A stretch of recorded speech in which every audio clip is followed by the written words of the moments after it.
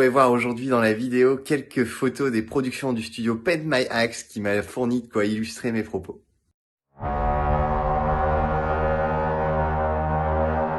Salut à tous les enthousiastes du lancer de dés et aux accros du pinceau. On se retrouve après une bien trop longue absence sur Warthog Wargaming avec Ménélas, bien sûr. Et aujourd'hui, on se voit pour une review de la partie Cruel Boys du Battle Tom Uruk-hai Clan qui est encore tout frais et qui vraiment est un plaisir. Donc, en propos un peu introductif, je voulais m'excuser de vous avoir laissé sans nouvelles un peu pendant 2 mois.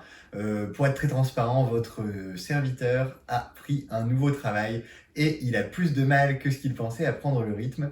Donc voilà un peu pourquoi cette absence, mais qui n'est pas du tout la fin de la chaîne. C'est pour ça que je voulais prendre un peu l'engagement avec vous de vous sortir au moins un rapport de bataille par mois si possible. Si vraiment pas possible, j'essaierai de sortir plusieurs petites vidéos. Et en plus de ce rapport de bataille mensuel, il y aura aussi des petites vidéos du genre de set review ou des focus sur une unité, des tacticas, des choses comme ça. On va jouer, les dés vont rouler et des Battle Tom vont être poncés. Clairement, voilà le programme de la chaîne pour ce qui vient. Donc on est là, activez les notifications parce que ça arrivera de temps en temps. Voilà, et au moins une fois par mois, un bon gros rapport. En parlant de ça, j'en ai déjà 2 très beaux en boîte.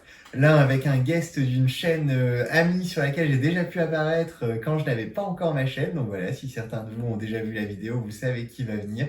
Ce sera pour un Son of Behemoth contre les animaux de la mer, on va dire. Donc si vous patientez jusqu'à la fin de vidéo, vous pourrez peut-être voir quelques images de ce rapport de bataille en avant-première. Et j'ai un autre rapport de bataille en boîte avec un super peintre, voilà, qui s'appelle Morgoth, et il a un Twitch. Et pareil, vous pourrez peut-être voir quelques images de ce rapport à la fin. Et là, on est plutôt sur une armée qui se bat comme des vrais démons, voilà. Et là aussi contre mes Son of Behemoth. Donc, voilà.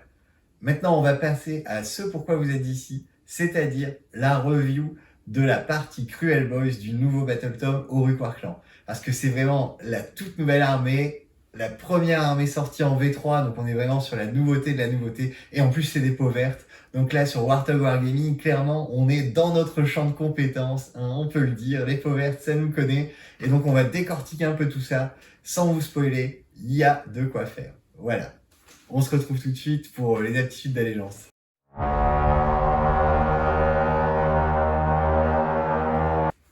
On se retrouve donc pour attaquer ce qui vous intéresse, donc la review de la partie Cruel Boys du BT Uruk-hai Clan.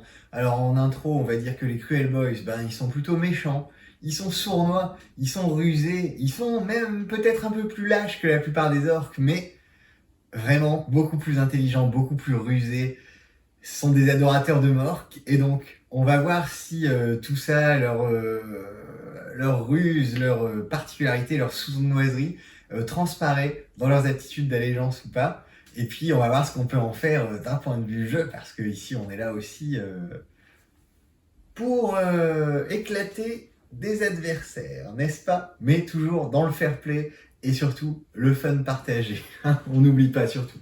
Donc, on y reviendra, il y a des clans de guerre Cruel Boys. Bon, je vais vous les détailler tout de suite parce que un peu la nouveauté aussi avec cette V3, c'est que les clans qu'on choisit ont moins d'effets, un seul ou deux en général, mais ne vous bloquent pas en ce qui est des traits de commandement, des artefacts. Et donc pour moi, ça apporte beaucoup de flexibilité aux listes et c'est tant mieux.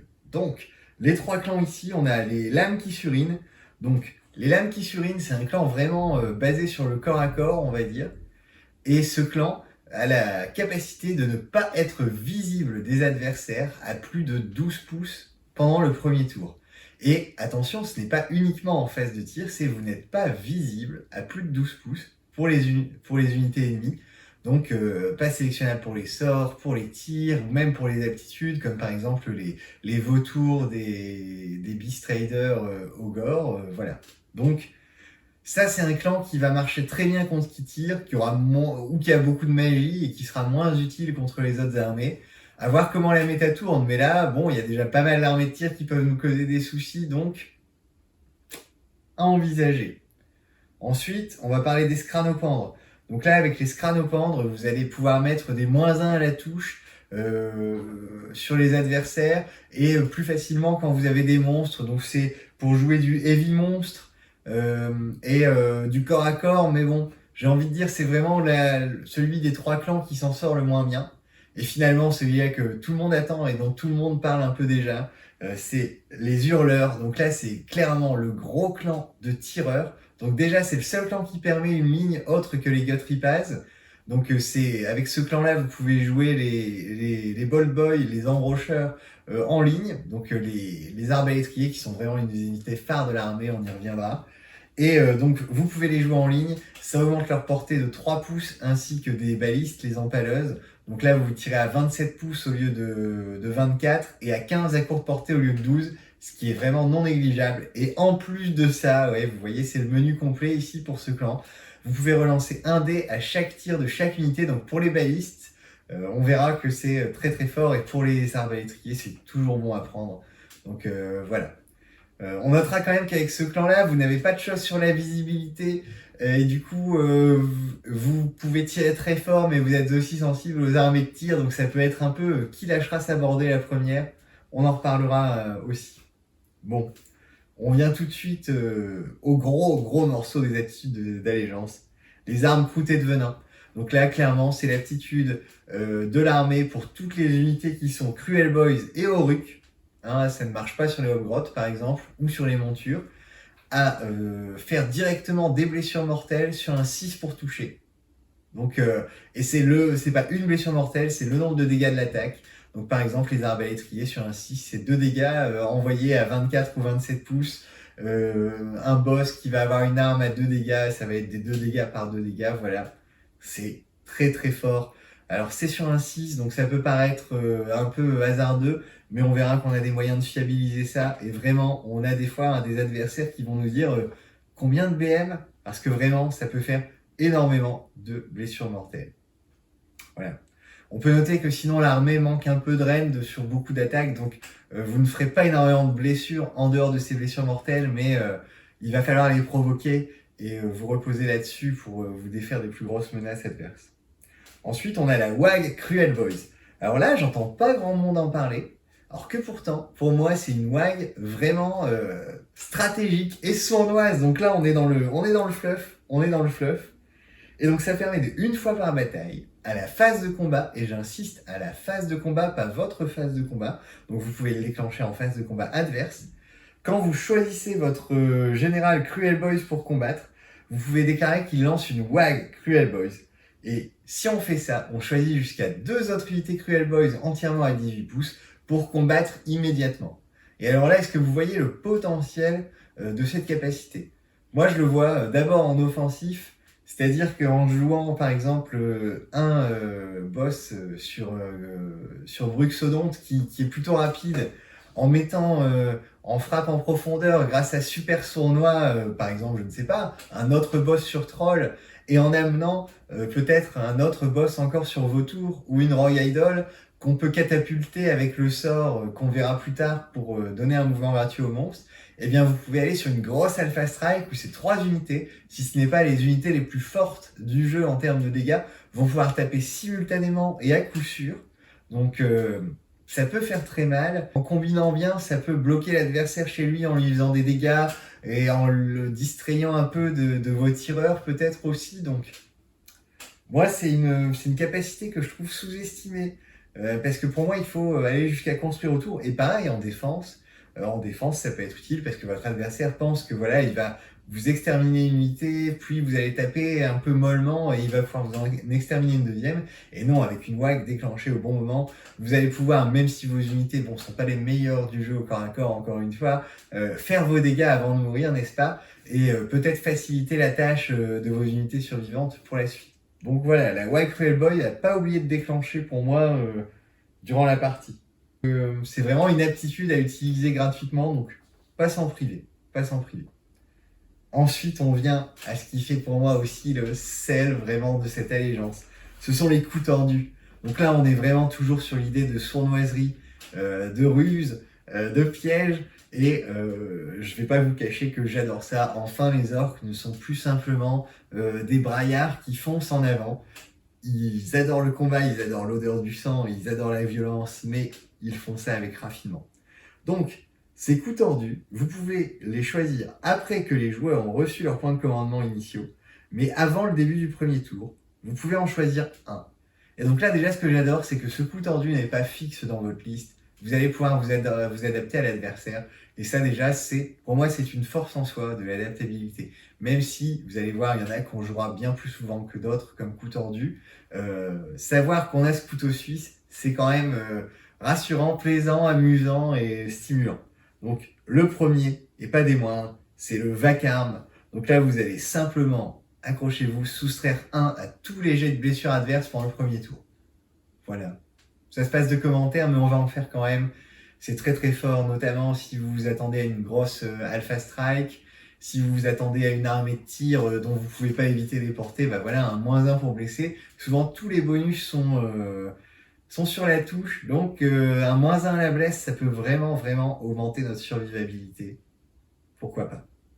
Ensuite, vous avez la surprise fatale. Donc là, vous allez jeter 3 dés. Et pour chaque 4+, vous allez pouvoir déclarer qu'un élément de terrain est piégé. Donc déclarer, c'est un peu vite dit parce que vous allez le noter en secret. Et c'est la première fois qu'une unité adverse va arriver à 1 pouce de ce terrain, du coup, ou finir dedans.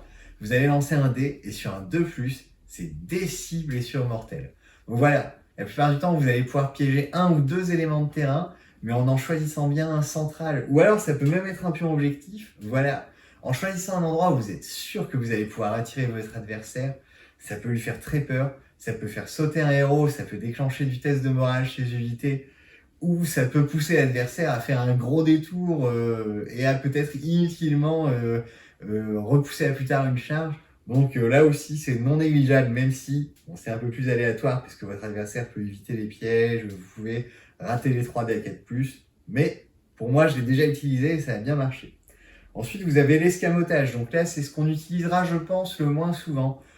Idem, vous jetez 3 dés pour chaque 4+. Vous allez pouvoir sélectionner une unité ennemie, mais qui n'a pas été renforcée. Et vous pouvez lancer un dé. Et si vous faites plus que sa capacité, que son nombre de blessures dans son War Scroll, cette unité devra être déployée plutôt à la fin de sa première phase de mouvement. Donc elle ne sera pas là pour le premier tour, elle ne pourra pas avancer pendant sa première phase de mouvement de l'adversaire, mais bon, vous voyez que c'est assez restreint parce que c'est encore 3 dés à 4+, c'est que des unités non renforcées, donc sûrement pas des unités essentielles, et c'est limité par la caractéristique de blessure et 1d6, donc déjà là encore, vous pouvez encore rater après le 4+, et ça limite à des unités à faible PV, donc voilà, là c'est vraiment celui où j'ai envie de dire, peut être très marrant dans certains cas, par exemple faire sauter un cordon à un PV et pouvoir vous placer beaucoup plus proche avec une frappe en profondeur qu'on va voir juste après. Pourquoi pas? Mais là, c'est vraiment très situationnel. Et le dernier, couvert de boue. Donc là, encore une fois, vous jetez 3 dés. Et pour chaque 4+, vous pouvez choisir une unité qui n'est ni un monstre, ni un héros. Au hasard, vos arbalétriers et vos balistes. Voilà. Et si ces unités-là sont choisies et qu'elles sont à couvert, elles ne sont pas visibles des adversaires et peu importe la distance. Donc là, pour protéger vos unités clés, on va dire d'une salve un peu malvenue, ça peut être aussi très pratique. Donc voilà, les traits de bataille Cruel Boy sont vraiment, moi je trouve excellents. Ils reflètent l'esprit de l'armée et ils permettent beaucoup de choses avec, comme je vous ai dit, les 3 clans. 2 des 3 sont vraiment utiles. Un est jouable si on veut vraiment jouer full monstre. Les armes croûtées de venin, bah ça, c'est un peu la signature de l'armée et on va pas s'en plaindre. Enfin, une armée destruction qui fait des blessures mortelles. La WAG, voilà, pour moi, excellent. C'est vraiment rusé à déclencher au bon moment, opportun pour ruiner les plans de votre adversaire et porter les stockades finales. Et les coups tordus, mais alors là, pour moi, c'est un peu le miel de ce Battle Tome, en dehors des unités, bien sûr. Ensuite, on a les traits de commandement Cruel Boys, qui sont réservés un peu aux boss combattants. Donc le boss qui tue, le boss qui arrache ou le boss bestiaire, on ne pourra pas le mettre sur des sorciers ou un obscur, par exemple. On a la crevure retorse, donc là, ce général peut se replier et charger dans le même tour. Voilà. à imaginer peut-être avec sur un vautour, en le jouant avec le sort qu'on verra plus tard qui permet un mouvement gratuit pour les monstres en phase de CAC, pour vraiment en phase de héros, pardon, pour être vraiment partout, pour impacter très tôt et pour se replier, pouvoir passer des cordons parce que le vautour a 14 de mouvement et le vol, donc là, voilà, on peut imaginer des choses marrantes. Euh, mais c'est peut-être pas le premier auquel on pensera quand même. Parce que derrière, on en a 2 très lourds. Donc à noter que sur les 3 traits de commandement, aucun n'est acheté. C'est vraiment un progrès. Et en plus, comme les clans restent flexibles sur les les traits de commandement, pardon, on va pouvoir utiliser ces 3 traits de commandement souvent et varier. Et c'est vraiment très très sympa, très appréciable. Donc, le deuxième trait de commandement, qui est pour moi celui qu'on va utiliser vraiment souvent et qui est excellent, rien que le nom super sournois, ou en anglais super sneaky, que j'adore. Donc super sneaky, si votre général est sur le champ de bataille au premier round, vous pouvez, avant de voir qu'il y a le premier tour, prendre une unité que vous avez déployée et la redéployer n'importe où à plus de 9 pouces de l'adversaire. Donc là, vous voyez, le potentiel est infini. Ça peut être pour aller frapper tôt, ça peut être pour interdire toute une zone de frappe en profondeur devant votre armée ou sur un flanc de votre armée pour protéger vos arbalétriers. Alors oui, je dis vos arbalétriers, vous verrez, ce sera rare de sortir sans eux. Donc en mettant plus ou moins, mais vraiment, vous allez avoir envie d'en jouer et de les protéger. Donc là, super sournois, c'est vraiment, encore une fois, couteau suisse, vous pouvez refuser des zones à l'adversaire, vous pouvez aller chercher plus vite, vous pouvez déployer une unité en frappe en profondeur et à couvert en combinant avec couvert debout pour qu'elle soit invisible. Enfin voilà, c'est salade tomate oignon. Ici, on a la totale, donc super sneaky ou super sournois, j'adore et je vais jouer très souvent. Et enfin, égomaniaque. Donc là, c'est le général qui est vraiment... il passe avant tout et il est prêt à faire mourir les autres à sa place. Donc là, s'il est à 3 pouces d'une autre unité ennemie, avant d'allouer une blessure ou une blessure mortelle à ce général, vous allez jeter un dé et sur 4+, c'est la blessure va être allouée à cette unité. Donc là, c'est vraiment, on vient devant moi pour mourir à ma place. Ça peut être pas mal pour protéger notre gros lézard adoré. On fera sa rencontre plus tard et vous allez voir, lui aussi sera de sortie assez souvent. On arrive peut-être au point le moins fourni chez les Cruel Boys, et pourtant, moi, je trouve qu'il y a quelques pépites, c'est les artefacts de pouvoir. Donc, au niveau des artefacts, là, ils sont indifférenciés au niveau des héros, donc c'est pas mal, ça offre une certaine flexibilité, encore une fois. On a la cendre qui pique les yeux. Donc là, une fois par bataille, au début de la phase de combat, vous allez pouvoir déclarer que le porteur jette sa cendre aux yeux de l'adversaire. Et donc là, vous faites un jet. Sur 1 ou 2, rien ne se passe, malheureusement. Donc voilà. 3 ou 4, vous soustrayez 1 au jet de touche pour cette phase de combat. Et sur 5+, vous soustrayez 1 au jet de touche pour les jets de touche jusqu'à la fin de la bataille pour l'unité que vous avez sélectionnée à 3 pouces du porteur. Donc voilà. Bon, c'est un peu gadget ici. Ça peut être bien si vous avez des artefacts en plus. Mais à prendre en premier artefact, je ne le conseillerais pas forcément. Ensuite, on a le caillou en œil de Morque. Et là, alors celui-là, il est génial. Au début d'une phase de tir, vous dites que le porteur frotte son œil de Morque. Et alors, moi, je conseille de faire le geste en même temps, parce que ça apporte au fluff, voilà. Et là, Morque se penche sur vous, et toutes les unités entièrement à 12 pouces du porteur ont une protection à 5+, pour cette phase de tir. Donc là, clairement, pour moi, combiné avec un déclan où on ne peut pas vous voir au premier tour, ou avec du couvert debout, des choses comme ça, on peut vraiment, vraiment ennuyer beaucoup des tireurs adverses. Voilà. Et comme c'est une de nos faiblesses, à réfléchir. Parce qu'on est fort tenté par une amulette sur le lézard, par exemple, ou sur le boss bestiaire sur Trogoth, ou le Gritniachtouf, qui est ici, voilà. Donc le bruxodonte, j'ai du mal avec ce terme en français.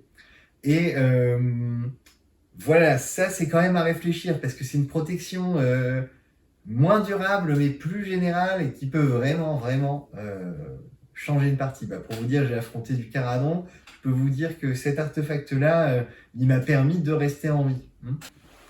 Vous avez le filtre tueur de bête qui va vous permettre une fois par bataille au début de la phase de combat de choisir un monstre adverse à 3 pouces. Vous lancez un dé, sur 1 rien ne se passe, sur 2 à 5 il subit des 6 blessures mortelles, donc non négligeables, et sur 6, alors là c'est 2 des 6 blessures mortelles et je pense que votre adversaire va râler plutôt fort. Donc à voir, pourquoi pas jouer sur un Bruxodonte qu'on envoie en éclaireur ou un troll qu'on envoie en éclaireur pour laver un monstre rapidement avant d'enchaîner sur la troupaille. Why not? Et enfin, vous avez les graines cloueuses. Donc là, c'est plutôt un artefact défensif. Une fois par bataille, après qu'une unité adverse est chargée à moins de 6 pouces du porteur, vous pouvez déclarer que vous jetez les graines cloueuses. Et là, vous jetez un dé par figurine de l'unité adverse qui a chargé. Et pour chaque 5+, cette unité subit une blessure mortelle. Donc là, à voir, parce que les unités populeuses, c'est pas forcément ce qui prime en ce moment. On est plutôt sur des monstres, des choses comme ça. Donc l'intérêt peut être plutôt réduit, mais pourquoi pas dans une idée d'armée défensive. Et vous allez voir qu'en Cruel Boy, vous allez parfois vouloir jouer défensif. Donc ça peut être un outil. On en a fini pour tout ce qui était les clans, les aptitudes d'allégeance, les traits de commandement et les artefacts. Il va nous rester à voir tout de suite après le domaine de sort, qui est quand même plutôt pas mal, et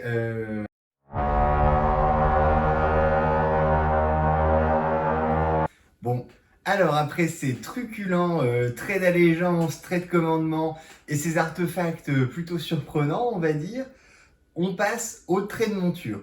Donc là, en trait de monture, c'est pareil que, je dirais, c'est à l'image du BT. Il n'y a rien de vraiment abusé. Et pour moi, c'est tant mieux. Et par contre, on peut se servir de quasiment tout. Donc allez, on commence par Custode.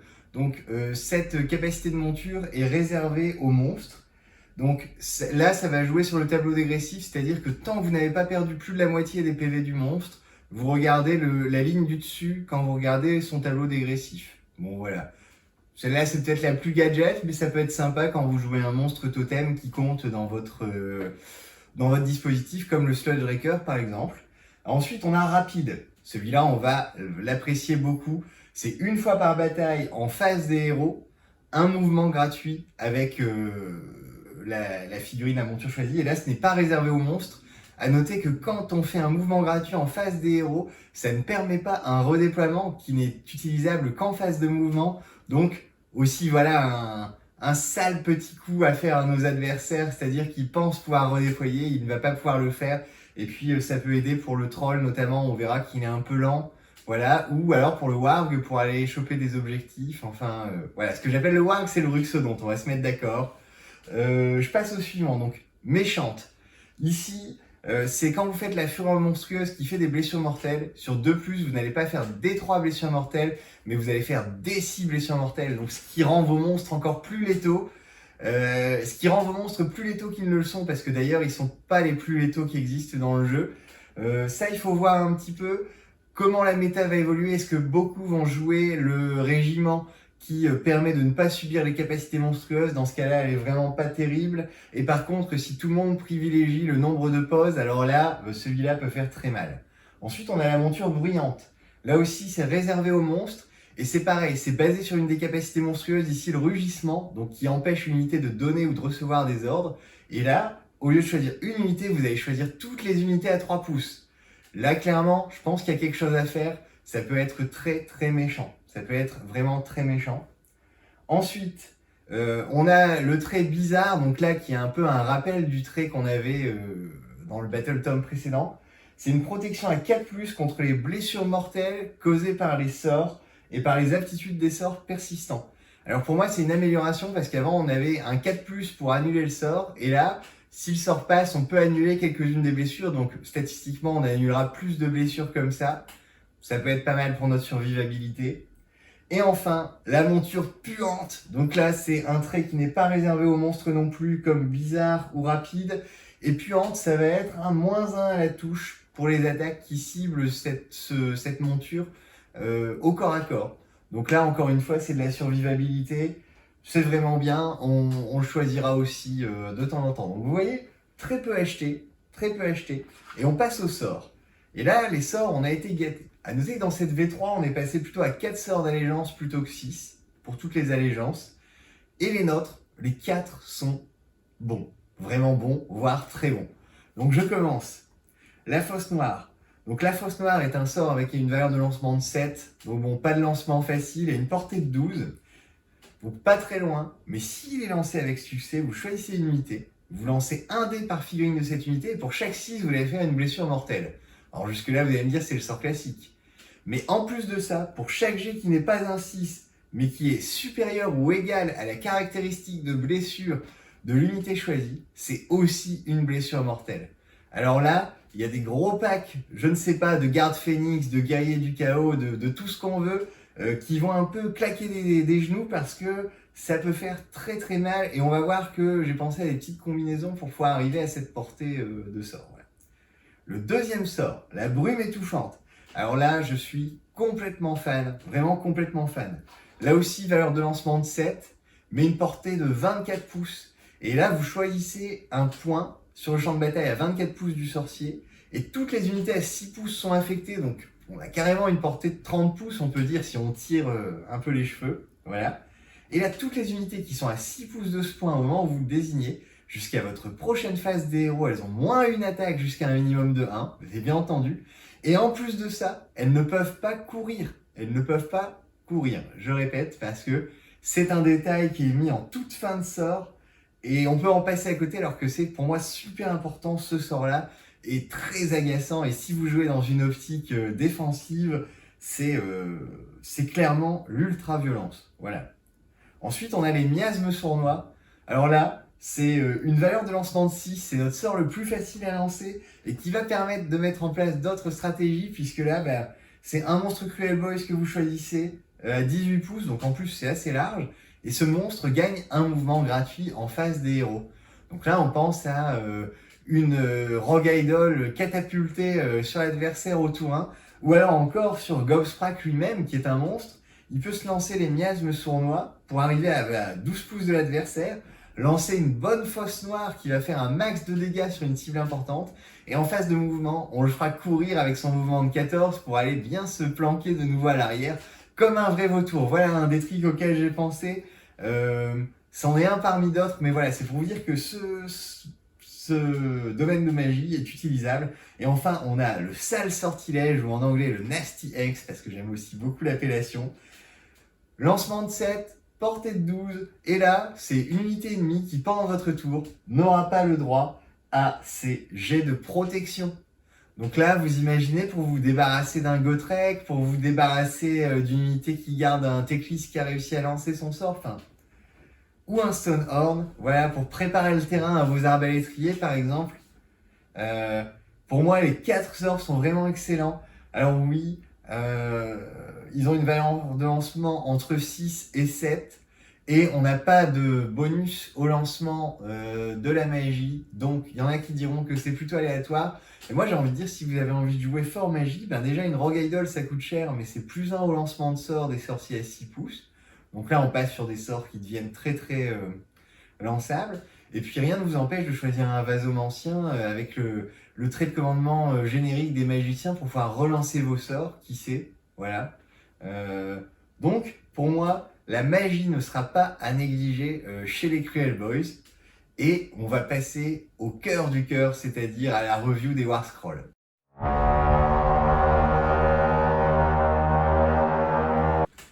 Bon, j'ai été un peu vite en besogne. J'ai oublié de vous parler des grandes stratégies et des tactiques de bataille que gagnent les Cruel Boys avec ce nouveau Battle Tome. Donc oui, avec le nouveau Battle Tome, on a des grandes stratégies et des tactiques et des bataillons spécifiques. Mais même si ça peut faire peur pour l'équilibrage, j'ai envie de dire, de ce qu'on a vu ici dans les Battle Tomes ou ce qui a pu sortir pour les Sons of Behemoth dans le White Dwarf, c'est vraiment pour donner de la diversité. Et on n'est pas là, c'est pas là qu'on va trouver les grandes forces des armées pour l'instant. Donc pour moi, c'est un point positif. Donc pourquoi j'ai oublié de vous en parler? Parce que là, justement, c'est positif, mais c'est plutôt anecdotique. Donc la grande stratégie réservée aux Cruel Boys, c'est on gère ça proprement, les gars. Donc dans l'idée d'Orc, enfin très stratège. Voilà, quand la bataille se termine, vous marquez cette stratégie. Si le général n'a pas été tué et si au moins la moitié des unités de votre armée et si moins de la moitié des unités de votre armée de départ ont été détruites. Et voilà, on va avoir tendance à avoir du mal à prendre cette stratégie-là parce que nos unités sont pas les plus solides qui existent, et on va avoir tendance à sacrifier beaucoup de hop-grottes et de choses comme ça pour prendre des objectifs ou coordonnées. Donc je ne conseille pas cette grande stratégie personnellement. Tactique de bataille, là c'est déjà plus sympa, la spéciale Cruel Boys. Alors je dis la spéciale Cruel Boys parce qu'il y en a aussi pour les autres clans d'orques, mais là je ne passe pas, on y reviendra dans d'autres vidéos, à n'en pas douter. Donc, la tactique de bataille, là j'adore le nom, c'est prenez ça, les gomme-mouches. Et donc, en gros, vous déclarez que vous allez en mettre plein la tronche à votre adversaire sans vous-même vous y risquer de trop. Et donc, vous validez cette tactique de bataille si à la fin de votre tour, vous avez infligé au moins 10 blessures et ou blessures mortelles, toutes confondues à votre adversaire, en subissant vous-même strictement moins de 10 blessures ou blessures mortelles. Donc là, on va dire que sur un tour où vous avez prévu de tirer lourd et de mettre beaucoup de magie, sans aller au corps à corps, ou alors un corps à corps que vous êtes sûr de gagner rapidement sans que l'adversaire ait le temps de frapper, ça peut être la stratégie idéale, on va dire. Donc la tactique idéale plutôt, parce que la grande stratégie, elle, on l'a vu, n'est pas idéale. Et enfin, bon, le bataillon, là, c'est vraiment, vraiment anecdotique. On a le doigt de Cruel Boy, donc il faut un héros Cruel Boys, 2 unités de Cruel Boys à minima, et on peut mettre une unité de Hobgrotte en plus, et on obtiendra un point de commandement. Alors là, pour moi, clairement, on va souvent préférer les artefacts, et encore plus quand on joue une armée à tendance tir, le bataillon pour avoir le déploiement unifié et essayer d'avoir le premier tour, ou du moins le choix du premier tour. Donc voilà. Et cette fois, nous passons vraiment au War Scroll après tout ce suspense.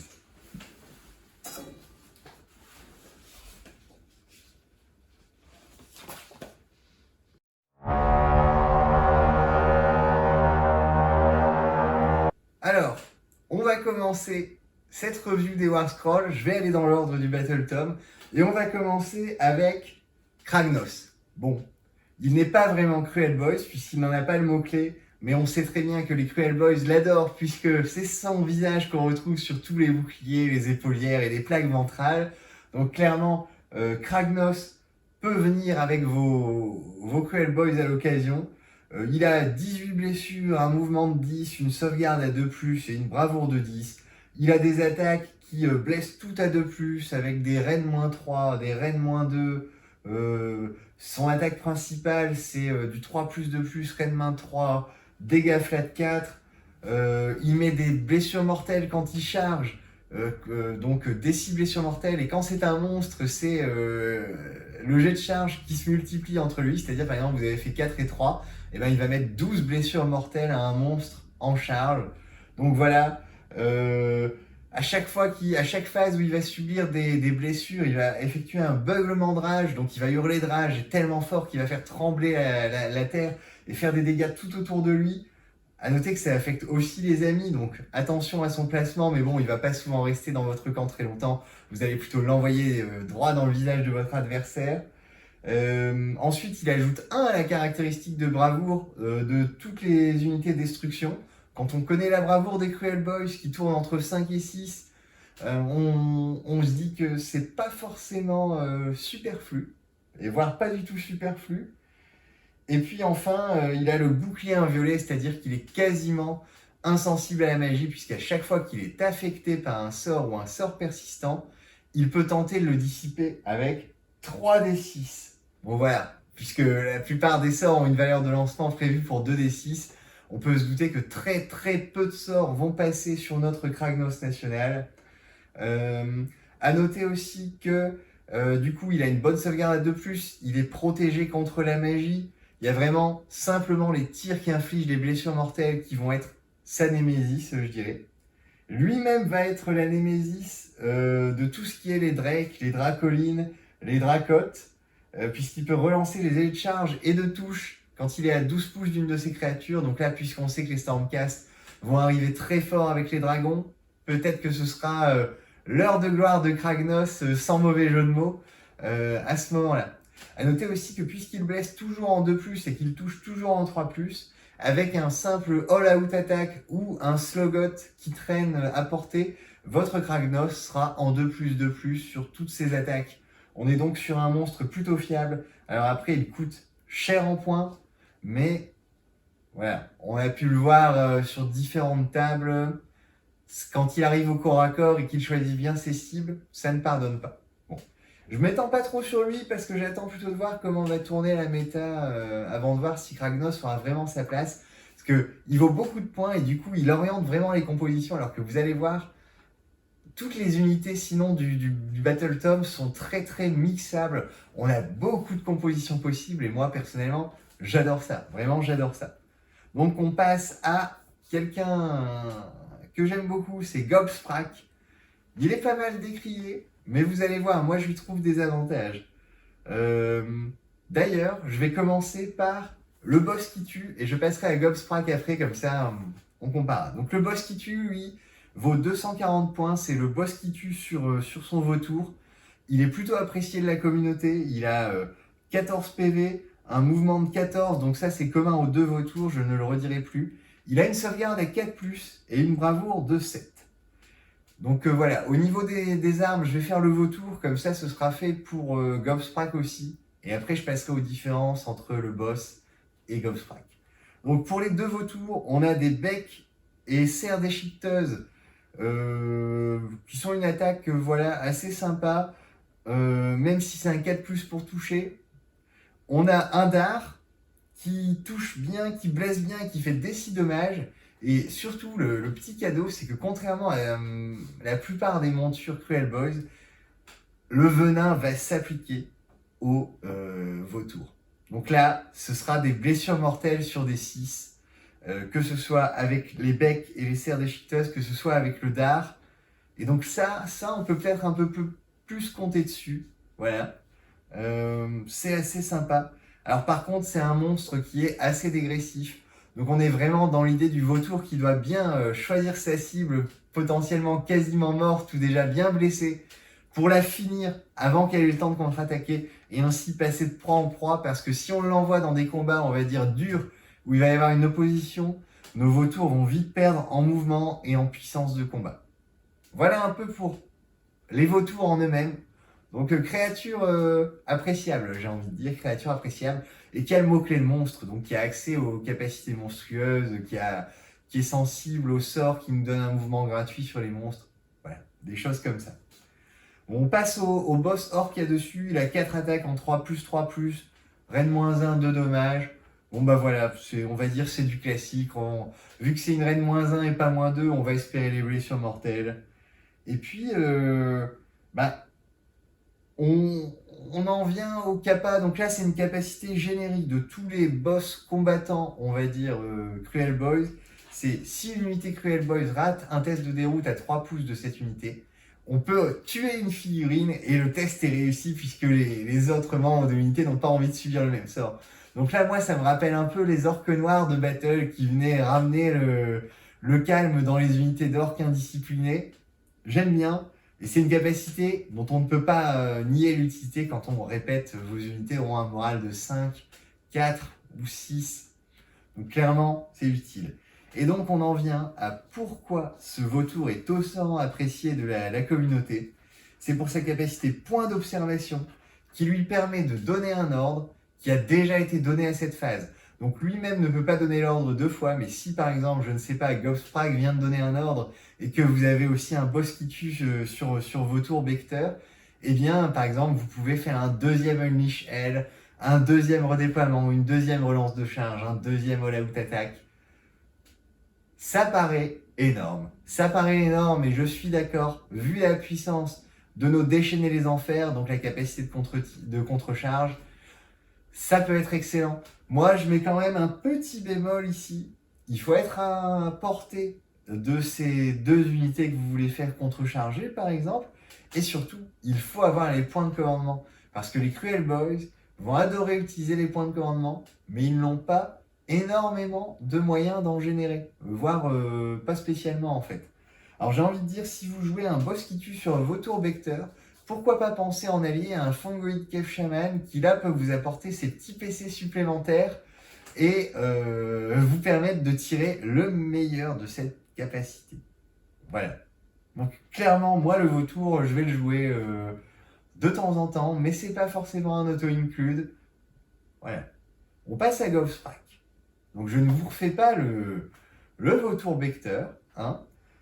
Ici, on peut noter qu'il a une sauvegarde à 5+, plutôt que 4+. Donc là, j'avoue, ça fait mal.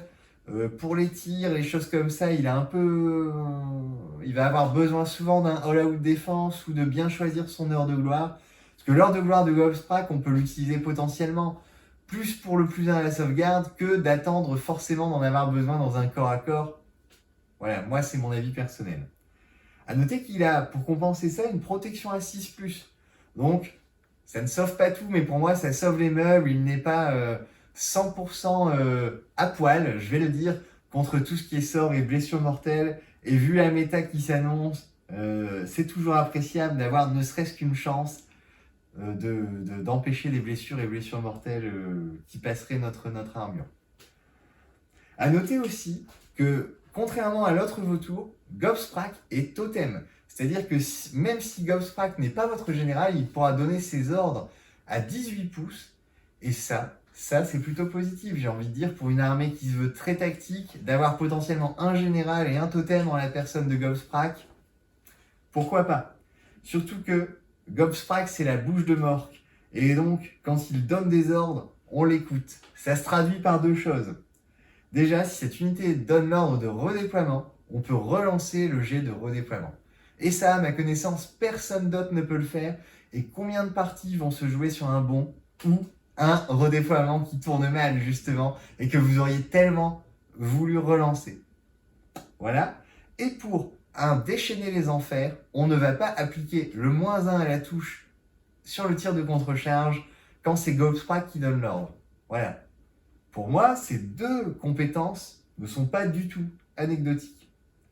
Ensuite, on a une de ces capacités-là, on passe plutôt sur son versant magique. Des capacités, encore une fois, très drôles. On a Mork a dit non. Mork says no. Quand vous dissipez un sort, le sorcier qui se fait dissiper prend D3 blessures mortelles. Et si vous avez dissipé sur un jet non modifié de 10+, c'est D6 blessures mortelles. Donc là, il y a des sorciers qui vont, hein, n'est-ce pas? Surtout si on combine avec la mandragurle. Donc la mandragurle, c'est une racine que va lui passer son gobelin assistant. Et quand Gobsprak va utiliser cette racine, une fois par bataille, il va pouvoir dissiper sur 3d6 au lieu de 2d6. Donc là, s'il y a un sort que vous voulez vraiment dissiper, comme le sort de Kéros qui fait 6 blessures mortelles et invoque un enfant du chaos, ou le sort de protection de Teclis, et en plus, mettre des blessures mortelles, probablement un D6, puisque la moyenne à 3D c'est 11, donc on dépasse le 10+. Voilà. Donc, pour moi, c'est vraiment un personnage un peu troll, et surtout, il connaît le même sort que les Vasomanciens, donc c'est +1 à la charge pour tout le monde sur la table pour nous, et -1 à la charge pour tous les adversaires, ce qui est plutôt cool. Et surtout, moi, ce que j'adore pour un sorcier de son envergure, il va lancer 2 sorts. Il n'a peut-être pas de bonus, mais il connaît tous les sorts de notre domaine, ce qui va le rendre vraiment extrêmement adaptable, ce qui rend le fait que notre domaine de magie est très bon de manière générale, encore mieux si on a envie de sortir Gobsprak, qui vaut 300 points. Donc certes, c'est plus cher qu'un boss qui tue sur vautour classique, ça reste seulement 60 points de plus. Pour moi, c'est des avantages différents, et vraiment les deux, sans être des auto-inclus, sont clairement des choix qui peuvent être bons si on construit bien la liste autour d'eux. Alors voilà, ensuite, on va passer assez rapidement. On a le boss qui tue sur Bruxodonte, que j'appellerai moi dans les vidéos, vous le verrez, le Warg, parce que je trouve que l'inspiration est quand même assez claire. Donc là, ici, on a un mouvement de 10 blessures, et une sauvegarde à 3+. Donc là, on est sur un personnage à la fois rapide et à la fois résistant. Il a la même capacité, on va dire, d'anti-morale, d'anti-test de déroute que l'autre boss. Donc tuer une figurine pour éviter un test de déroute. Et il a un +1 à ses jets de touche quand il a fait un jet de charge dans le même tour. Donc ce qui fait que quand il charge, il touche à 2+. Les attaques du boss, bah, il y a 4 attaques, 3+, rien de -1, 2 dommages, on va toujours espérer les blessures mortelles. Et les crocs du warg, eux, ont une reine -2 et 2 dommages, donc même s'il n'y a pas le poison, c'est une attaque qui va pouvoir passer de temps en temps. Donc sur cette monture-là, bah, on imaginera le trait rapide pour le projeter, parce que notre armée manque beaucoup de rapidité, donc si vous n'avez pas de vautour, ça peut être une solution pour aller taguer un objectif lointain. Ou sinon puant pour améliorer encore son côté tanky avec ses sauvegardes à 3+, et peut-être mettre une amulette sur lui, si vous n'avez pas mieux à protéger, bien sûr. On a le boss qui tue à pied. Alors là, bah écoutez, ça va être la même chose que le boss sur Bruxodonte, sauf qu'il a un mouvement de 5 et qu'il a 6 PV. Au niveau des attaques, il a exactement les mêmes, et il a en plus un Grotte Surineur qui va lui permettre d'absorber des blessures, mais c'est plutôt gadget, et moi je conseille de garder le Grotte Surineur le plus longtemps possible, puisque étant donné qu'il fait partie de la figurine du boss qui tue, ses attaques peuvent causer du poison. Donc voilà, il y a quand même 3 attaques de petits surins qui peuvent faire plaisir. Et voilà, il a une option avec ou sans bouclier. Si vous enlevez le bouclier, il perd la sauvegarde à 3+. Et pour moi, vu les attaques qu'il gagne, ça ne vaut pas la peine. Donc perso, je vais le jouer en bouclier, mais je vais garder précieusement mon fléau pour la prochaine version du Battle Tome, puisqu'on connaît Games Workshop, ils changeront probablement cet état de fait. On arrive au Nobscur. Donc le Nobscur, c'est le porte-bannière, le Merc Nob. Donc là, il a un mouvement de 5, d'ailleurs comme toutes nos unités à pied. 6 PV, une sauvegarde à 4+, et une bravoure de 7. Et alors au niveau des attaques, bon c'est pas la folie, c'est 3 attaques qui font 2 dégâts, reine -1, qui peuvent faire des blessures mortelles, donc bon ça peut toujours apporter un petit peu de punch, mais surtout lui c'est surtout ses capacités. Donc il a le pouvoir de Kragnos, c'est à chaque fois qu'une unité de Cruel Boys entièrement à 12 pouces est affectée par un sort, ou un sort permanent, sur un 5+, elle ne sera pas affectée. Donc à voir, pour l'instant la méta n'est pas très portée sur la magie, donc il peut paraître un peu gadget. Mais si la méta tourne magie, ou si dans votre cercle de joueurs il y a beaucoup de magie, un Murknob, ça peut faire la blague. Ça peut faire la blague. Et il a le souffle des fanges drag, donc là c'est quand il est à moins de 3 pouces des unités ennemies, vous jetez un dé pour chaque unité ennemie, donc ça c'est pas mal. Sur 1, rien ne se passe, sur 2 à 5, c'est une blessure mortelle, et sur un 6, c'est des 3 blessures mortelles. Donc voilà, ça peut quand même être un petit support dans une idée peut-être de liste qui marcherait à l'attrition, avec beaucoup de Guthrie Pass ou des choses comme ça. Pourquoi pas? Ou même pour protéger vos arbalétriers et votre artillerie des sorts. Toujours ça dépend de votre méta et de la méta qui est en cours. Moi, je préfère ne pas vous donner d'indications par rapport à la méta actuelle, parce que j'ai envie que vous puissiez regarder ce Battle Tome d'ici quelques mois et vous dire ah oui, peut-être que le Nobscur maintenant est utile. Voilà, mon avis. Le chaman vasomancien. Devrais-je dire les chamans vasomanciens, parce que vous allez en sortir au moins 1 et voire 2 dans quasiment toutes vos compositions. Ici, on est clairement sur un personnage d'une utilité énorme. Donc pour 105 points, vous avez donc mouvement de 5, 6 blessures et sauvegarde à 5+, ce qui pour un sorcier n'est pas horrible. Alors il peut lancer un sort et dissiper un sort par tour. Voilà. Le sort, c'est la fameuse brume qui augmente nos charges de 1 et diminue les charges adverses de 1. Voilà, sachant qu'il a accès à notre super domaine des sorts aussi. Mais en fait, ce sorcier ne va pas souvent lancer de sort, parce qu'il va préférer, selon moi, souvent sa capacité poison et élixir.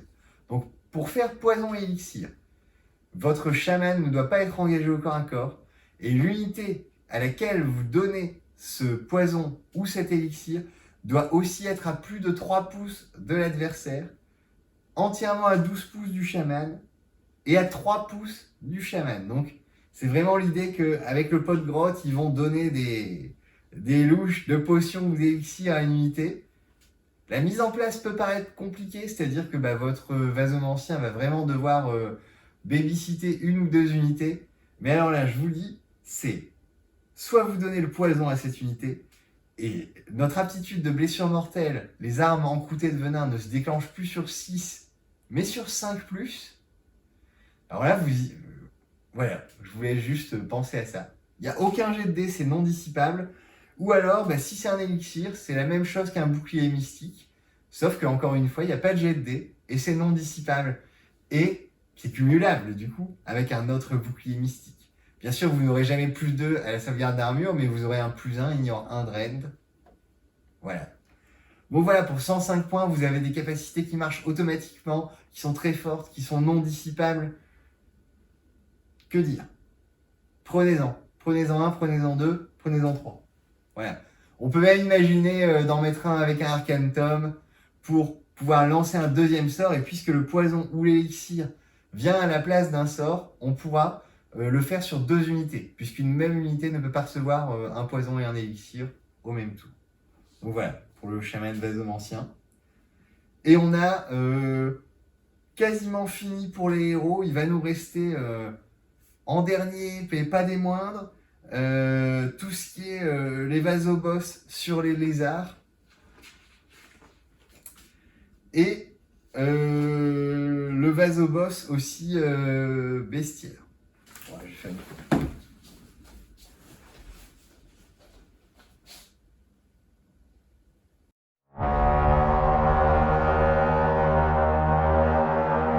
Concernant les lézards, je vais commencer par vous parler du boss Karash sur Bête Faucarde, que j'appellerai personnellement Sludge Raker, parce que même si les traductions sont plutôt bonnes, là je n'accroche pas à Bête Faucarde. Donc, pour le Sludge Raker, le lézard, on va dire le classique, le non nommé, on a un mouvement de 8, 14 PV, une save à 4+, une bravoure de 6. On a, alors, pour la monture, des cerfs avides qui ont 6 attaques, 3+3+, raid-1, 2 dégâts. Une morsure bruyante, 1 attaque, 3+2+, raid-1, D3+3 dommages au max. Ces 2 attaques-là de la monture sont, comme pour le vautour, soumises à notre trait des armes encroûtées de venin. C'est excellent. C'est vraiment excellent. Par contre, petite difficulté, il a la queue fouettante, donc là qui a un raid-2 et qui fait 2 dommages avec 2 attaques. Mais là, la queue fouettante, elle, n'a pas le poison. Bon, ça c'est pour moi un peu sujet à erreur, faut faire attention pendant les parties, que vous jouiez Cruel Boy ou que vous jouiez contre des Cruel Boys. Voilà. Et le boss lui-même a plutôt une bonne arme, puisqu'il a 3 attaques avec une raid-1 seulement, mais dégâts 3, donc quand on sait qu'on fait des blessures mortelles sur 6, voilà, 3 dommages, ça peut être pas mal.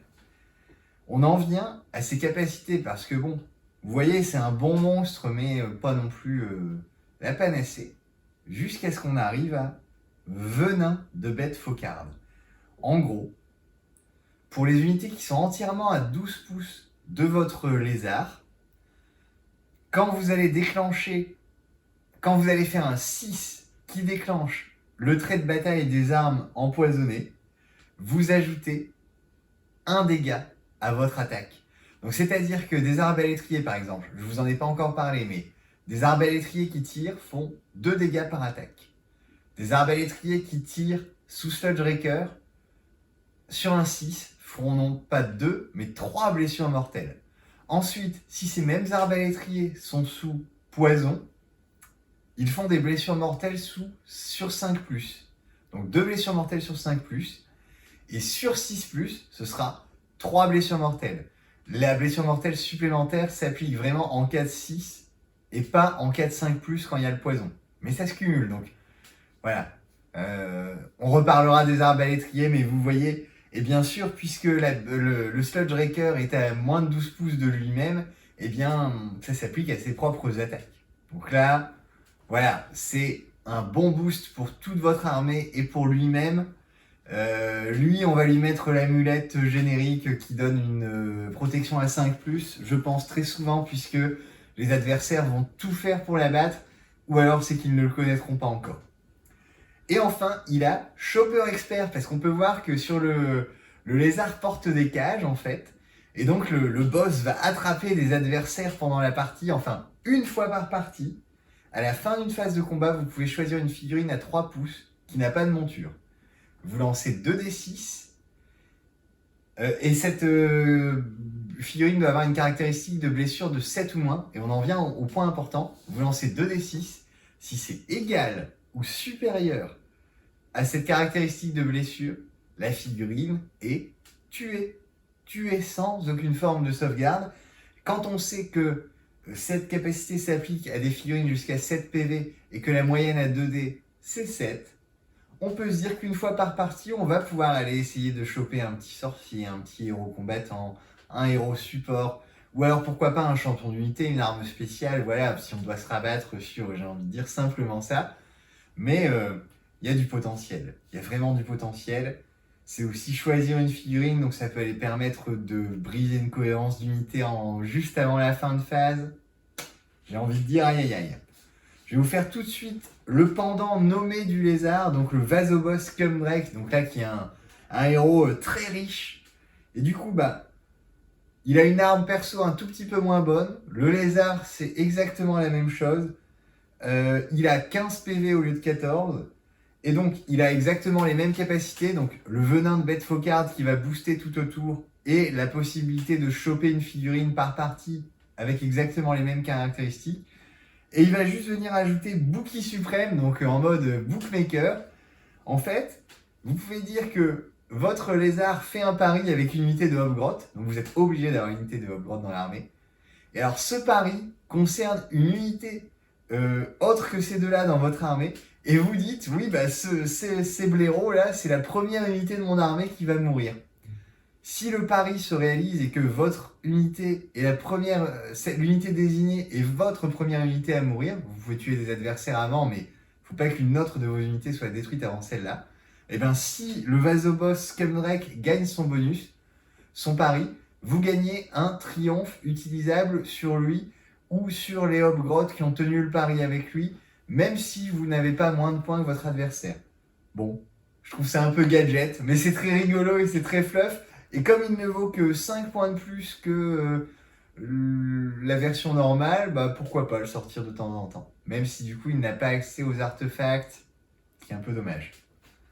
Et on passe au dernier héros avant de faire la review de nos unités. C'est le boss bestiaire sur Trogoth Fange Brute. Donc là, lui, clairement, pour moi, il est dans les unités sous-estimées de la faction. Il a un mouvement de 5. Certes, c'est très très lent. C'est même un peu bizarre vu sa taille, mais bon. Il a 12 PV, une sauvegarde et 4+. Le boss a 5 attaques. 3+3+, pas de reine, mais 2 dommages. Et quand on sait que plus on a de dés, plus on a de chance de faire des 6, et qu'encore une fois on fait des blessures mortelles sur les 6 et qu'on n'a pas besoin de reine, 5 attaques c'est pas mal. Le troll, lui, a 4 attaques. Le poison ne s'applique pas, mais ses attaques ont reine -2 et font 3 dommages. Donc ça pique.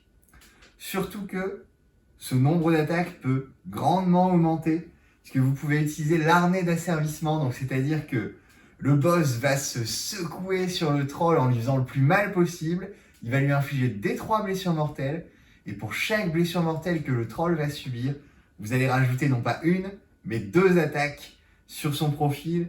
Donc avec 3 blessures mortelles, un troll peut arriver jusqu'à 10 attaques, reine -2, 3 dommages, avec en plus 5 attaques du boss qui est au-dessus, qui peuvent faire des blessures mortelles. Ça peut piquer. Moi je pense notamment à ce troll-là, le jouer avec super sournois, le trait de commandement, donc que vous mettez sur quelqu'un d'autre, et vous mettez le troll pas trop loin de votre adversaire, et vous lui mettez le trait de monture rapide pour pouvoir faire un mouvement en face des héros et avoir une charge à 4 pouces au lieu de 9 pouces, en empêchant l'adversaire de se redéployer, voilà. Il aura du mal à éviter votre troll, et votre troll risque de faire quelques petits trous dans son armée. Et à noter que, comme tous les trolls quasiment dans Warhammer, il a une capacité de régénération en face des héros. Vous pouvez lancer un dé, et sur un 4+, il récupère des 3 blessures mortelles. C'est toujours bon à prendre, surtout quand on sait qu'on va sûrement s'infliger des blessures soi-même pour cogner plus fort. Donc voilà pour nos héros, vous voyez, ils sont variés, ils ont tous un peu des rôles spécifiques. Je dirais qu'aucun n'est acheté. Clairement, la queue du wagon, c'est le obscur, mais aucun n'est acheté. Et ça, pour moi, c'est signe d'un BT qui a été plutôt bien fait.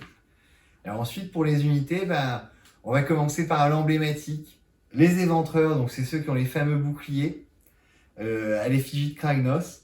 Et donc eux, c'est des unités à donc 2 PV par tête, mouvement 5, une sauvegarde à 5+. Je sais que beaucoup tiquent là-dessus. et une bravoure de 5. Vous allez dire, ça ne casse pas 3 pattes à un canard. C'est vrai, surtout pour 180 points. Avec un porte-étendard, vous gagnez 1 en bravoure. Avec un musicien, vous gagnez 1 en charge. Et la capacité de leur bouclier est plutôt sympa. C'est les tactiques qu'intimident. Donc ils essaient d'être intimidants avec un mécanisme qui crée un son de rire goguenard pour déstabiliser l'ennemi. Voilà. Donc c'est au début de la phase de charge adverse. Si cette unité n'est pas déjà engagée, vous pouvez choisir une unité à 12 pouces et vous lancez 2d6. Vous ajoutez 1 par tranche de 5 gut ripass dans votre unité. Et si c'est égal ou supérieur à la bravoure adverse, vous mettez un -1 à la touche. Donc voilà, c'est vraiment des orques goguenards qui vont essayer de casser les plans adverses. Et alors, si moi je ne leur vois effectivement pas trop de potentiel par 10 ou avec les fendoirs, avec les lances, donc les lances c'est 2 attaques à 2 pouces, 4+, pas de reine, 1 dommage, et bien par 20, comme on frappe à 2 pouces, ça commence à faire une bonne saturation d'attaque. Si vous leur mettez un petit poison en plus et que les BM tombent sur des 5+, on commence à avoir beaucoup de blessures mortelles. Et si en plus vous avez un Sludge Raker derrière et que les 6 font 2 blessures mortelles, ça peut commencer à faire des bonnes blagues. En plus, bon voilà, ils ont une sauvegarde à 5+, en effet, c'est vraiment pas terrible. Mais pourquoi pas, si le but est de tenir le choc au lieu de mettre un poison, et bien venir mettre un élixir, et pourquoi pas aller rajouter un all-out défense ou un bouclier mystique en plus, et voilà, là ça peut devenir assez tanky. En plus, ils ont un moral pourri, on va se le dire, mais vous avez plein de héros qui, pour une figurine tuée, vont vous permettre de ne pas faire de test de morale et de garder vos précieux points de commandement, hein, aussi. Donc pour moi, les éventreurs, pour l'instant, c'est plutôt à jouer par 20 pour faire la masse. Parce que comme ça, vous les buffez au maximum. Et là, ça va devenir une vraie menace pour vos adversaires qui vont moins se foutre d'eux, je pense. Parce que par contre, pour du simple cordon, je dis simple entre guillemets parce que quand on connaît l'importance des cordons Age of Sigmar, on va leur préférer beaucoup moins cher les fameux égorgeurs Hobgroth. Donc les égorgeurs Hobgroth, c'est notre unité non-orque, hein, clairement. C'est une blessure par tête, une sauvegarde à 6+, mouvement de 5 comme toute l'armée. À noter qu'ils ont vraiment une bravoure pourrie, même avec un porte-étendard. Donc même avec un porte-étendard, on sera sur une bravoure de 5. Mais ils ont un musicien très intéressant, puisqu'il permet de courir et de tirer au même tour. Ça me permet de vous parler de leur attaque de tir, qui est leur principal avantage, en plus de leur prix, 80 pour 10. Les grenades sulfuriques. Portée 8 pouces. Mais donc, avec un mouvement de 5 pouces, une petite course à 6, par exemple, 11, et une portée de 8, vous pouvez aller tirer jusqu'à 19 pouces. C'est déjà pas mal. Hein, une attaque par tête, 4+, 3+, raid -1, 1 dommage. Et bien avec un all-out attaque, ou alors avec une unité de 20 figurines, ou avec 20 figurines et un all-out attaque, donc en passant en 3+, 3+, ça commence à saturer pas mal et ça peut faire mal parce que les ennemis ne s'y attendent pas. Ils ont peut-être déjà mis le all-out défense sur un autre de vos tirs, dont je vais vous parler juste après. Donc à ne pas négliger les gobelins. Pour moi, il va falloir en jouer dans quasiment toutes les compos pour prendre des objets, pour créer des zones d'interdiction de frappe en profondeur, notamment avec Super Sournois. Ça, je vous en reparlerai. Je ferai un Tactica Cruel Boy parce que vraiment, il y a tellement de choses à dire que sinon cette review va durer des heures. Et c'est pas le but. Et ensuite, on va parler de leur prouesse martiale au corps à corps. Donc là, ils ont 2 attaques chacun en 4+, 5+, pas de reine, 1 dégât. Ça paraît assez minable, mais ils ont quand même planté qui fait que sur un 6, ils vont faire 2 touches.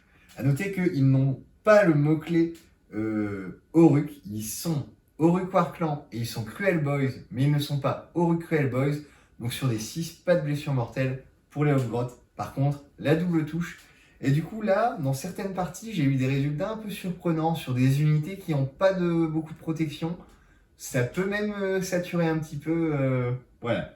Donc là, Hobgroth, c'est une unité utile en fait. C'est une unité utile. Quoi qu'on en pense, je pense qu'on aura du mal à s'en passer. Bon. Je vous garde le meilleur pour la fin. Donc, on va parler du Slogoth des Marais. Donc, le Slogoth des Marais, c'est une figurine unique. Voilà, c'est un troll qui marche à quatre pattes avec un houda rempli de gobelins avec différentes pinces effilées. Donc, il a un mouvement de 6, 12 PV, une sauvegarde à 4+. Les attaques au corps à corps, c'est clairement pas fou, surtout qu'il ne bénéficie pas des blessures mortelles. Mais on en vient à ce qui est intéressant. Et chez lui, c'est ses capacités. Donc d'abord, son équipage de Chopper Grotte, c'est un peu dans la même idée que les lézards. C'est une fois par partie, vous allez... Enfin non, là, c'est plutôt une fois par phase de combat. Donc c'est plus souvent, mais c'est moins fort. Vous allez pouvoir choisir une figurine à 2 pouces de l'unité.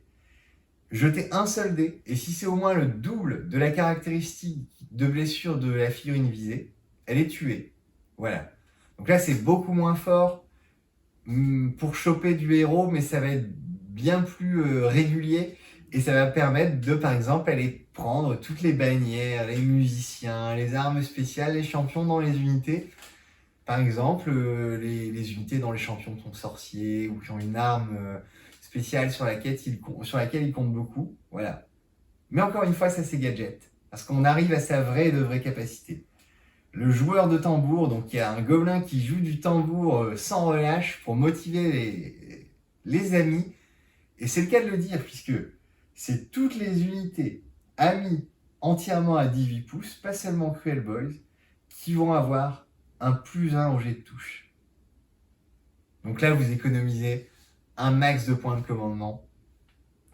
C'est vraiment excellent.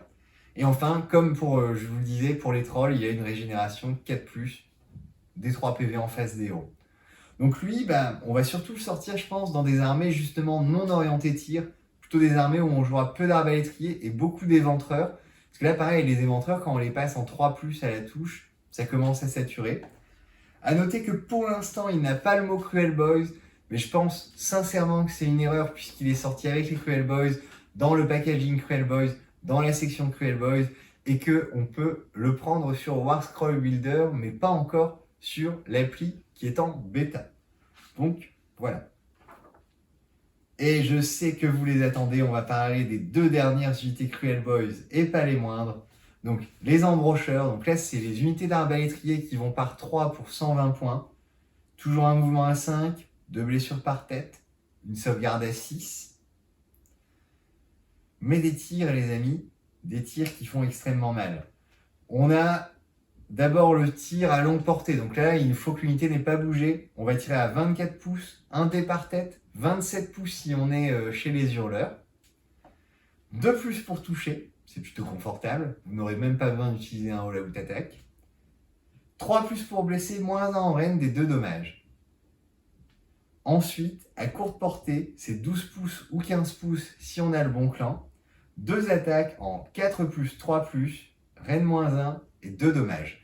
Alors à portée, vous allez me dire 4+, c'est vraiment pas terrible. Mais repensez à tout ce qu'on s'est dit. Ces embrocheurs, vous allez forcément les babysitter avec un vasomancien pour avoir les blessures mortelles sur du 5+. Chaque tir qui fera un 5, ce sera 2 blessures mortelles. Et bien sûr, vous allez les laisser pas trop loin d'un Sludge Raker.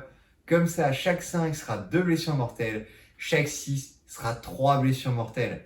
Et en tir de contre-charge, puisque, sauf si vous jouez avec Gobsprak, vous allez de toute façon toucher à 5+, tous vos tirs de contre-charge seront des blessures mortelles s'ils sont sous poison. Ça va dissuader pas mal de monde de s'approcher de vos lignes.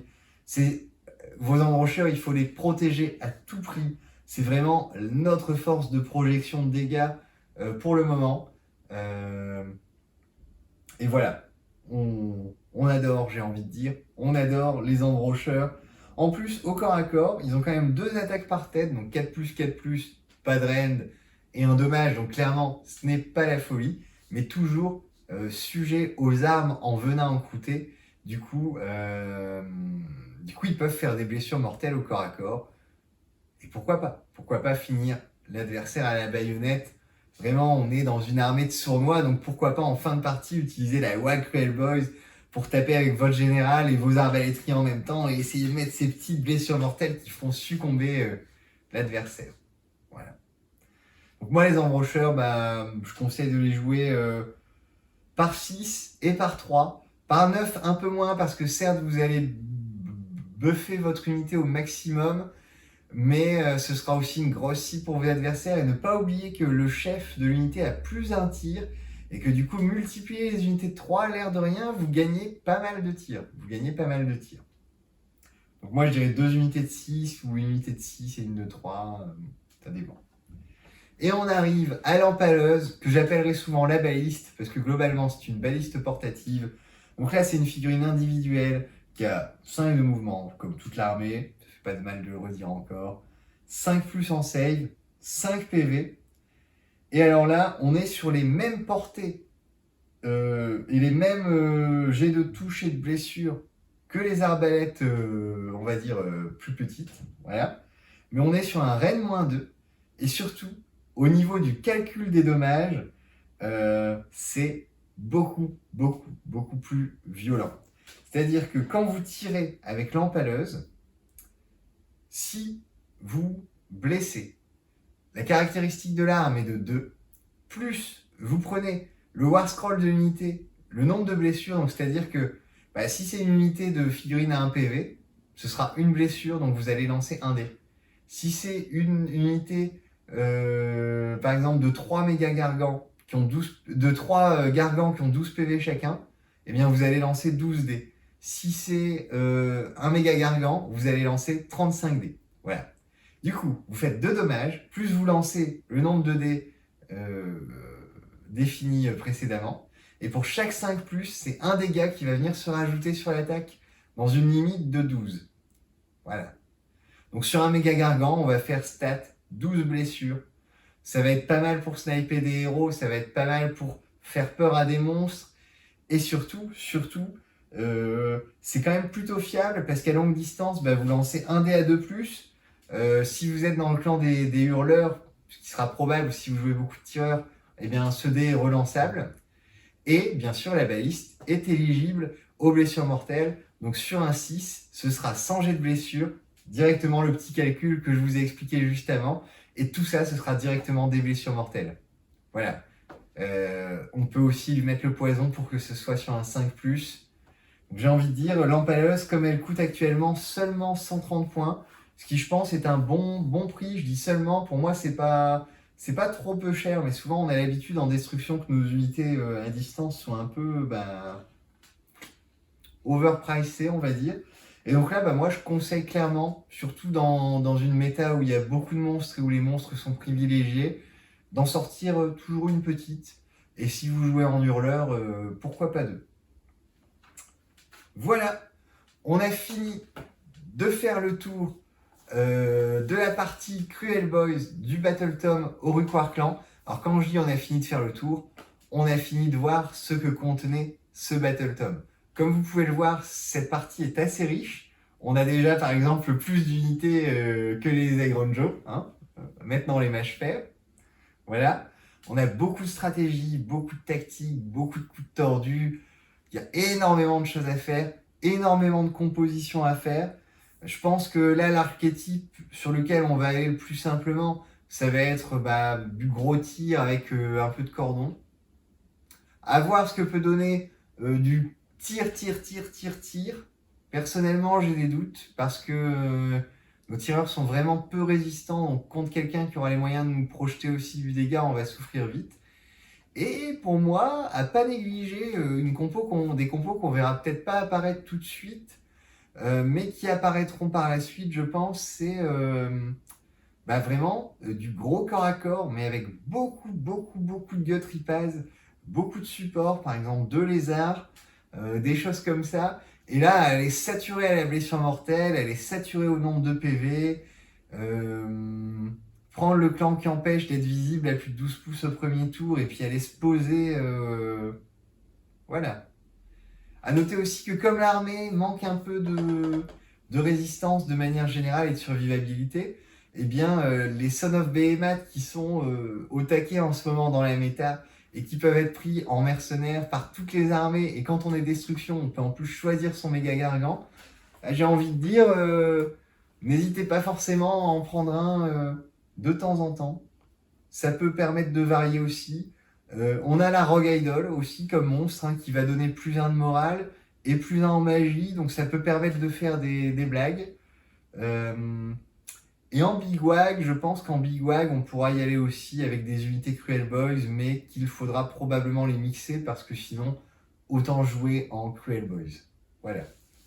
Donc, mon avis sur ce livre, vous allez voir, je suis peut-être pas assez mitigé, mais pour moi, je ne suis pas mitigé parce que je n'attendais pas un Battle Tom spécialement God tier ou S tier, ou je ne sais pas comment on dit, mais j'attendais un Battle Tom fun, ça il l'est. J'attendais un Battle Tom fourni, ça il l'est. J'attendais une armée avec une identité propre, on y est. Et j'attendais une armée qui peut avoir des réponses à de nombreuses menaces, et on y est aussi parce que on va pouvoir répondre à du corps à corps avec des cordons, on va pouvoir répondre à du tir avec un clan, avec un artefact, on va pouvoir répondre à de la magie avec Govsprak, avec le Obscur.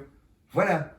J'ai envie de dire, en Cruel Boys, si vous faites une armée un peu équilibrée, vous ne serez dépourvu contre pas grand chose. Quand je parle de ça, j'exclus le top méta, les compositions vraiment faites pour gagner, parce que ce n'est pas mon cercle de jeu à moi. Et par contre, bien sûr, je ferai des vidéos aussi sur du Cruel Boys plus compétitif, mais là, j'ai envie de dire, le Battle Tom, c'est un vrai plaisir. Il y a vraiment de quoi s'amuser. S'il y a des choses que j'ai oubliées, s'il y a des choses vraiment évidentes auxquelles j'ai pas pensé, n'hésitez pas à le mettre en commentaire. N'hésitez pas à commenter sur tout, sur le livre, sur le setup, sur ce que vous voudriez voir sur la chaîne. Moi, ça me motive vraiment à vous sortir des vidéos, à me motiver à monter après le boulot, des choses comme ça. Et puis, c'est vraiment un plaisir d'avoir eu ce nouveau livre Orc et de pouvoir les jouer et de pouvoir partager ça avec vous. On se retrouve bientôt pour un rapport de bataille, cette fois c'est promis. Allez, à bientôt.